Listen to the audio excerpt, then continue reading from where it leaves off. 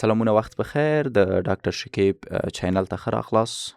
کوربه زه خپل احمد شکیب احمدي یم په پادکاسټ کې، یعنی تاسو په غږیز شکل په ژوندۍ بڼه ما سره یاست او نن غواړم د پیسو اړوند یو بحث ولرم. ستاسو نظریات هم غواړم، اما هیله ده کتابچې او قلمونه در سره ولرئ. کوم شیان چې وایم یاداشت یې کئ، ځکه کیدای شي دا ژوند بدلونکي اوسي. که چینل سبسکرایب او شریک کئ نو منندوی به مو. ښه نو، څه کوئ؟ مثلا که چیرته د تاسو سره پیسې نه وي، که چیرته مفلسه اوسئ، که چیرته په جوب کې 1 روپۍ هم ونه لرئ، څه کوئ؟ معمولا د یو ډاکټر په توګه کله چې ماته مې ناروغان راځي، نو رانه ځینې وخت د پیسو اړوند هم مشورې غواړي. مثلا راته وایي چې وروره پیسې نه لرم. تر ټولو در مخه کوم څه سره چې تاسو مخ یاست، دا حالت کیدای شي ما هم تجربه کړی، کیدای شي نور هم تجربه کړی او ټولو تجربه کړی دی.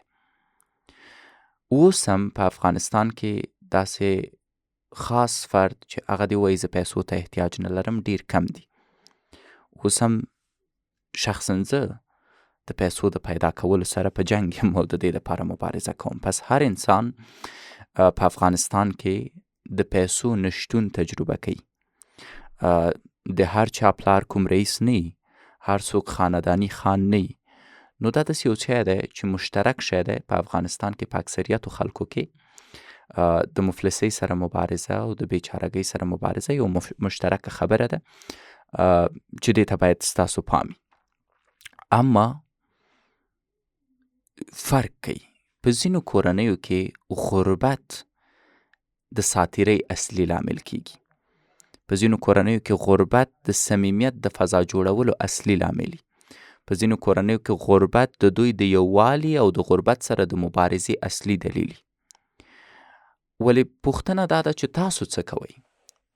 2 ډوله کورنۍ دي. یو کورنۍ کې غریبي راغلې ده، ټول د دې غریبۍ له وجې سره با اتفاقه شوي، ټول د دې غریبۍ له وجې یو بل ته لاس ورکړی، ټول د دې غریبۍ له وجې یو بل سره متحد شوي او ټول د دې غریبۍ د وجې یو بل سره صمیمي شوي او وایي چې که غریبي راغلی په شریکه به یې په ضد مبارزه کوو.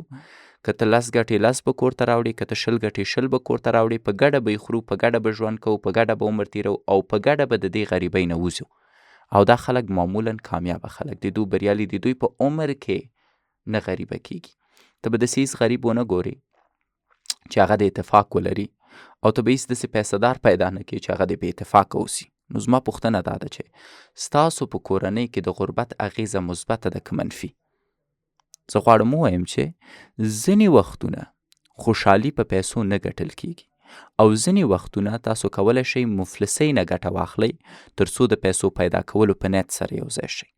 اما نه، زموږ اکثریت د غربت له امله یو بل خفه کوي، په یو بل باندې نیوکې کوي، له یو بل جلا کیږي او دو فکر کوي چې داسې به حالت بهتره شي. مثلا یو نفر زوی کار نه لري یا د کار نه ویستل شوی دی، د دې په ځای چې هغه ته ډاډګیرنه ورکړي، د دې په ځای چې هغه ته وایي چې خیر دی زویه، خدای مهربانه دی، بل کار به پیدا کړي، اولنۍ خبرې هغه ته دی چې ښه اوس ته هم بېکاره شوي، پلار خو داسې نه هم په کور کې ناست و، اوس ته هم په کور کې ناست یې، دا به څنګه شي؟ یو نفر 200 افغانۍ ګټي، په ډېر زحمت کور ته یې راوړي، نو دا 200 افغانۍ باندې څه وکړم؟ په دې به خاورې والم؟ فکر کوو ځینې وخت چې دا جملې کیدای شي زموږ مقابل لوری وهڅوي تر څو هغه ډېر زحمت وباسي، اما په اصل کې هغه نه هڅول کیږي. په اصل کې موږ په دې منفي خبرو چې د ډاډګیرنې په ځای دا رټو، په هغه بیچاره ځوان باندې فشار راولي تر څو د هغه ژوند تباه کړي، تر څو د هغه ژوند ته نورې ستونزې هم جوړې شي، تر څو د هغه ژوند ته نور مشکلات هم جوړ شي. ځکه که زوی کار نه لري او د هڅولو په ځای د ډاډګیرنې په ځای ته هغه راټې او فکر کوي چې دا به د زوی واسي او دا به حالت بهتره کړي، دا تر ټولو غټه اشتباه ده. ځکه زوی د باور د لاسه ورکوي، هغه د پیسو غلام کیږي، هغه نور وایي چې دا د مامور د ما په کیسه کې نه ده، د پیسو کیسه کې ده، چې پیسې ورته راوړم رانه خوشحاله ده، چې پیسې ورته رانه وړم پروا مې نه کوي، پلار مې د ما په کیسه کې نه ده، د پیسو کیسه کې ده، زه ورته مهم نه یم، پیسې ورته مهمې دي. پس داسې هغه ته د تاسو نه مهم پیسې شي، او چې کله د زوی ته پیسې مهمې شوې نو نور بیا تا ته ارزښت نه درکوي، او په دې شکل هغه پیسه داره کیږي نه، ځکه په هغه باندې رواني فشار راځي. کیدای شي هغه عمل ته مخه کړي، سګریټي شي، چرسي شي، پوډري شي، نو دې برخې ته باید تاسو پام کړئ. نو که ته په ځان باور ونه لرې نو ستا د پیسو پیدا کولو هیلې نشي رښتینې کېدی. که چېرته د تا زوی یوه وظیفه د لاسه ورکوي ته باید وایي چې هېڅ خبره نه ده زوی، هېڅ مشکل نشته، خدای خو لرو، خدای بهترین روزي ورکوونکی دی. او که د تا زوی وظیفه د لاسه ورکوي او فکر کوي چې ټوله دنیا ختمه شوه او ډارېږي چې اوس به څنګه کېږي، دا ښه نه ده. زوی دې باید په ځان باور ولري چې که خدای یوه دروازه را باندې بندوي 100 نورې دروازې راته خلاصوي. دې مسایلو ته باید پام وکړي او دې مسایلو ته باید ستاسو اولاد متوجه اوسي. که ته کورنی حمایت ونه لرې نو د کار پیدا کولو هیله دې نشي رښتینې کېدی. که چېرته غواړئ چې ښه کار ولرئ، که چېرته غواړئ چې ښې پیسې ولرئ، نو زما یو نظر دا ده چې تاسو باید کورنی حمایت ولرئ. په بدو ورځو کې باید کورنۍ د تا سره ودرېږي، تا باید حمایه کړي. او که چېرته کورنی حمایت نه وي نو هر څه چې دي دا بیا د تا د کمزورۍ لامل ګرځي. په داسې حالت کې هر څه چې باید ستا د کمزوري کولو لامل وګرځي هغه باید تا ته ځواک درکړي. نو باید در سره مرسته وشي، باید درته لار وښودل شي، باید لږ څه زحمت ته مو وباسې تر څو آماده شي. نو دا د کورنۍ او د خپلو وظیفه ده چې په ستونزو کې سره یو ځای شي. ما ته شخصا غصه راځي کله چې وینم غربت په کورنیو کې د جنگ لامل ده. په پیسو جنگ سړی نه کوي، د پیسو دپاره باید سړی یو ځای شي چې پیدا یې کړي. که په ګډه پیسې پیدا کوي او په ګډه یې ولګوئ په عمر کې نه مفلس کېږئ. امانه یو ورور بل ته ټک دی، بل ته ټک دی. یو ورور 100 ګټي وای ما 50 ګټلي، بل ورور چې په 50 ګټي وای ما 25 ګټلي. هغه پټۍ چی شته؟ که د تا ورور ډوډۍ ونه لري او ته 1 میلیون ولري نو هغه ډوډۍ تا ته څه ارزښت لري؟ پس غربت په کورنیو کې د جلاوالي لامل دی. متاسفانه په افغانستان کې غربت په کورنیو کې د ستونزو لامل دی. باید داسې نه اوسي. دا اوس چې کوم بحث کوم اصلي خبره هم دا ده چې دا خبره باید نه اوسي. ستاسو نفاق، ستاسو بې اتفاقي، ستاسو یو بل ته ناصداقت، ستاسو یو بل ته کندې کنل، ستاسو یو بل ته زیان او ضرر رسول، په اصل کې ستاسو جنګونه، ستاسو ستونزې، دا د غربت اصلي لامل دی. تاسو ځکه غریب یئ چې یو بل ته صادقه نه یئ، تاسو ځکه غریب یئ چې یو بل سره اتفاق نه لرئ، تاسو ځکه غریب یئ چې یو بل سره جنګونه کوئ، تاسو ځکه غریب یئ چې یو بل ته کندې کنئ. 4 ورونه دي په خپل منځ کې تربورت شروع کړی دی، تربورګلوي ده. دا ورور بل ورور ته کنده کني چې هغه مفلس شي، هغه تباه شي، هغه غریب شي چې ده ته محتاج اوسي. بیا هیله لرئ چې پیسه دار اوسئ. په داسې حالت کې چې که دا 4 ورونه سره یو ځای شوه پیسې معنا نور نه لري. ځکه کله چې اتفاق وي هلته برکت وي، هلته د خدای نعمتونه وي او هلته پیسې په خپله منډې راوهي. موږ نه ولې پیسې تښتي؟ موږ افغانان ولې پیسه داره نه یو؟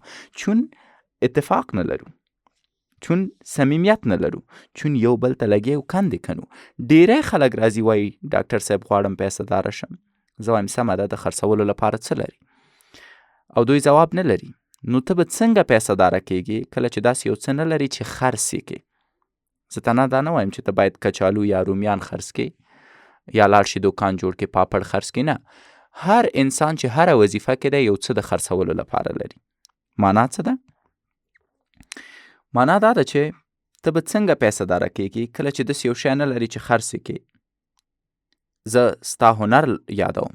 څه هنر لري چې خرڅ یې کړي؟ څه کمال لري؟ څه مهارت لري؟ څه کسب لري؟ چی شي کې خاص یې؟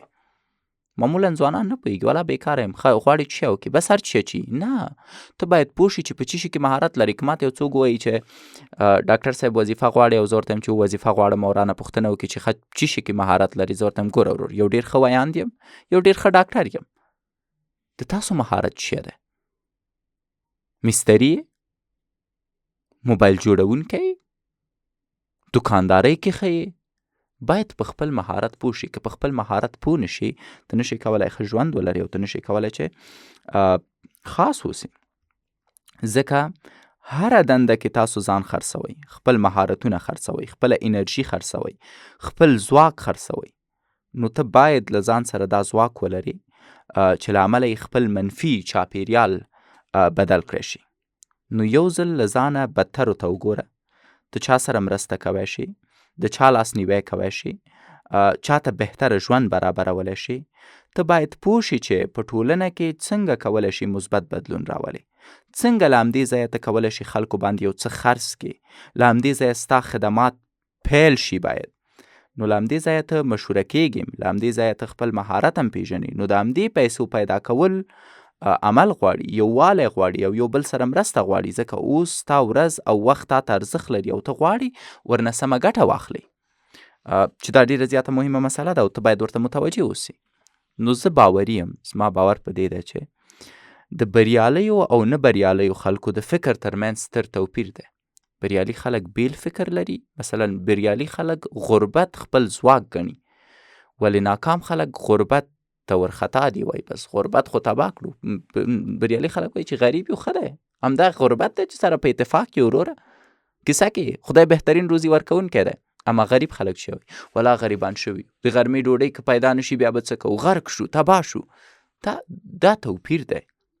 ځکه د بریالیتوب یوه ستره فلسفه دا ده چې ډیری خلک فکر کوي چې بریالیتوب دا خو ډیر غټ کمال دی، ډیر غټ راز دی. هسې نه ده، دا یو غټه فلسفه نه لري. او دا چې څنګه بریالی شي په دې پوهېدل کالونه وخت نه غواړي. بریالیتوب یوازې د مغز لوبه ده. که ته باور ولري چې ته ګټونکی کېږي ګټونکی کېږي، که ته باور ولري چې ته ماته خوري ماته خوري، که ته باور ولري چې ګټونکی کېږي او په منځ کې خپل باور د لاسه ورکوي بیرته بایلونکی کېږي. ولو که ته بایلونکی مې او باور ولري چې ګټونکی کېږي ګټونکی کېږي. پس دا ټوله د مغز لوبه ده، داسې لوبه چې باید پوه شئ د مغزو له ځواک نه څنګه پکې ګټه واخلئ. موږ ته تل ویل کېږي چې ته نورو ته خبرې کوي، خپله چې شئ او خپله میلیونر یې نه. وروره واقعا مهمه ده زه میلیونر اوسم تر څو تا ته کښېنم نصیحت وکړم خبرې وکړم، یا که ته رښتیا مثلا وایي غواړي موږ سره مرسته وکړي نو ولې د پیسو په بدل کې باید مرسته وکړي. دا معمولا خلکو ته چې غواړي مرسته وکړي ویل کېږي. زموږ خلک همیشه غواړي چې که یو انسان نیک انسان باید خپل ټول خدمات وړیا کړي. دا په خپل ځان ذات کې اشتباه ده. دا دوه خبرې په اصل کې هغه دامونه دي چې یو غریب سړی د پیسه داره کېدو او بریالي کېدو جرأت ونه کړي. مثلا زه د مفلسم، خو که زما خبرې تر 1 میلیونر هم تا ته ښه لار ښایي باید تعقیب یې کړي. نو څه مهمه ده؟ تا ته دا مهمه ده چې یو څوک درته صحیح لاره وښیي، که دا درته مهمه ده چې یو سم سړی دی میلیونر دی خو غلطه لار دی درته وښیي. یو نفر چې تا ته سم خدمات یې رایه کوي او پیسې درنه اخلي نو ولې باید مصرف پې ونه کړي؟ فرض وکړه یو ډاکټر دی تا ته وایي ډېر نیک ډاکټر دی او ښه تشخیص دی کوي، تا هغه ته 100 روپۍ نه ورکوي، خو یو ډاکټر دی بد ډاکټر دی تشخیص دې هم سم نه کوي، هغه ته 3000 روپۍ ورکوي. پس یوه خبره چې موږ ذهن کې لرو چې ټول نیک کارونه دی وړیا اوسي، دا په خپل ذات کې یوه تېروتنه ده. ځکه تل عالي شیان په ښکلو مغازو کې نه وي. ځینې وخت کولی شي په یو ډېر زوړ دوکان کې یو ډېر ښه شی پیدا کړي، او ډېر بریالي خلک شته ده چې ناکامیږي، ډېر ناکامه خلک شته ده چې بریالي کېږي. دا پروسه ده، بدلیږي. یو پیسه داره کېدی شي غریب شي او غریب کېدی شي پیسه داره شي. نو بریا د مغز لوبه ده، دا یو مبهم او ورکه شوې فلسفه نه ده. نو زما په اند د بریالیو او نابریالیو خلکو ترمنځ توپیر د دوی د فکر کولو په طرز کې ده. او زه فکر کوم یو ناکام انسان چې کله یوه هیله لري نو لومړی د خپلې هیلې د پوره کولو لپاره د اړتیاو اړوند باید فکر وکړي. زه غواړم مثلا پیسه داره شم، ولا پیسه داره کېدو ته خو پیسې پکار دي. زه خو پیسې نه لرم، وایي غریبان نشي پیسه داره کېدی. دا هغه خبرې دي چې معمولا غریب خلک یې کوي. دوی په دې شکل فکر کولو باندې خپلې هیلې وژني. ناکامه خلک معمولا 3 خبرې ډېرې زیاتې کوي چې ما تر نه اورېدلي. اول وایي زه نه پوهېږم چې دا کار څنګه وکړم. وروره چې نه پوهېږې څنګه وکړې خو لاړ شه ځان ورباندې پوه که نو. کله چې یو غریب وایي زه نه پوهېږم چې څنګه یې وکړم، د همدې جملې له امله دوی خپلو هیلو ته کار کول دروي. او دومه خبره زه ورته آمادګي نه لرم یا زه ورته وسایل نه لرم، خو پیدا که وسایل ورته، خو آمادګي ورته ونیسه او د همدې عمله بیا دوی خپلې هیلې پرېږدي. او دریم وایي چې زه د بریالیو په څېر نه یم، خو د هغو په څېر شه نو. ولې بریالي خلک که بیا تاسو وګورئ دو بیل ډول فکر کوي. هغو وایي چې زه دا شی غواړم خو نه پوهېږم څنګه یې لاسته راوړم. اوس د درېدو په ځای دوی ځي د هغې شي د لاسته راوړلو لپاره زحمت وباسي، تګلاره یې زده کوي. دو هره معنی د یو مسؤلیت په توګه مني چې باید د دو له مخې لرې شي. زه ښکلی کور نه لرم نو زما وظیفه ده چې یو ښکلی کور پیدا کړم. زه د هغوی په څېر تکړه نه یم نو زما وظیفه ده چې د هغوی په څېر تکړه شم. نو دا د مغزو لوبه ده. که د مغزه محدوده وي فکر او عمل د محدوده کېږي، او که د مغزه محدوده نه وي ته هر څه کولی شي لاسته راوړي. او دې ته باید تاسو متوجه اوسئ. راځه یو بله مسله وایم د پیسو په برخه کې. که درته ووایم پیسه داره خلک، تاسو ذهن ته چی شی راځي؟ د پیسه دارو خلکو اړوند څه فکر لرئ؟ مثلا ښه خلک دي که بد خلک دي؟ صادقانه جواب راکړئ. غواړئ د هغوی له ډلې اوسئ او که نه؟ ځکه ستاسو فکر ستاسو په عمل باندې تاثیر کوي. او که فکر کوئ ټول پیسه‌داره خلک بد دي، نو یا که فکر کوئ ټول پیسه‌داره خلک فریبکاره دي، یا که فکر کوئ چې د ښه کار په بدل کې باید پیسې وانخیستل شي، نو ښه انسان باید غریب او محتاج وي. نو دا خو تعریف نشو. او بیا نو باید تاسو هیڅکله پیسه‌داره نشئ. نو زمونږ فکر ډیر زیات مهم دی چې د چی شي اړوند څه فکر لرو او په کوم شکل فکر لرو. نو ستا داستان د پیسو اړوند چی شی دی؟ تاسو ته باید کینې د ځان نه دا پوښتنه وکړي او د دې پوښتنې ځواب ځان ته ورکړي. مثبت داستان دی د تا که منفي داستان دی؟ آیا پیسې داسې شی دی چې ستا ژوند ته آرامي او خوشحالي راوستی شي او که نه؟ یا پیسې ستا په اند داسې شی دی چې تا به مصروف او له کورنۍ لرې کړي؟ یا فکر کوي د پیسو پیدا کولو لپاره باید له کورنۍ لرې شي؟ آیا له همدې ویریږي؟ که پیسې انسان تنها کوي او له خپلو هیلو یې لرې کوي، نو هیڅوک هم بیا نه غواړي چې پیسه‌داره شي. که پیسې انسان نه بد جوړوي، نو څوک بیا غواړي چې پیسه‌داره شي؟ که پیسې انسان خودخوا کوي، نو ولې باید انسان پیسه‌داره شي؟ دا هغه غلط فکرونه دي چې زموږ مغزو کې ځای په ځای شوي دي د پیسو په اړوند، او همدا فکرونه موږ نه پرېږدي چې پیسه‌داره شو. نو تاسو باید د پیسو اړوند خپل فکر سم کړئ. نه غواړم زمونږ کلتوري فکر تاسو د پیسو اړوند مغزو کې وساتئ. او زمونږ د اکثریتو د غربت اصلي لامل همدغه فکرونه دي. زما باور دی چې که ته پیسې لاسته نشي راوړلی، نو له لاسه یې نشي ورکوی. که ته ثروت ونه لري، نو نورو سره یې شریکوی نشي. که ته مالداره ونه اوسي، نو غریب سره کومک نشي کوی. نو باید پیسه‌داره شي. د خلکو هغه احمقانه خبرو ته باید غوږ ونه نیسي چې که نیک کار کوي نو باید مفت یې وکړي. ولې باید نیک کار مفت اوسي؟ ولې باید بد کار خیر به په پیسو اوسي؟ یعنی غواړئ نیک خلک له لوږې نه مړه کوي او بد خلک پیسه‌داره کوي؟ دا مزخرف ده.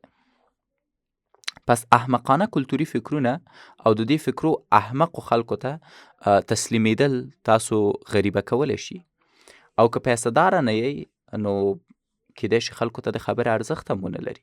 موږ ته د پیسو په بدل کې کار کول مهمه ده. او اصلا نیک انسان باید د پیسو په بدل کې کار وکړي. معنی څه ده؟ یوازې معنی دا ده چې ستاسو فکر د پیسو اړوند غلط دی. تاسو غواړئ پیسې له بدو خلکو سره اوسي؟ زه وایم نه. ښه خلک باید پیسه‌داره کوي او بد خلک باید غریب کوي. او دا هغه تګلاره ده چې تاسو یې باید خپله کوئ تر څو وشئ کولی خپل ژوند کې مثبت بدلون راولئ. مننه چې را سره په ژوندي پادکاسټ کې وئ. نور مو په خدای سپارم انشاءالله چې زما د دې خبرو نه صحیح ګټه واخلئ او ورباندې کار وکړئ.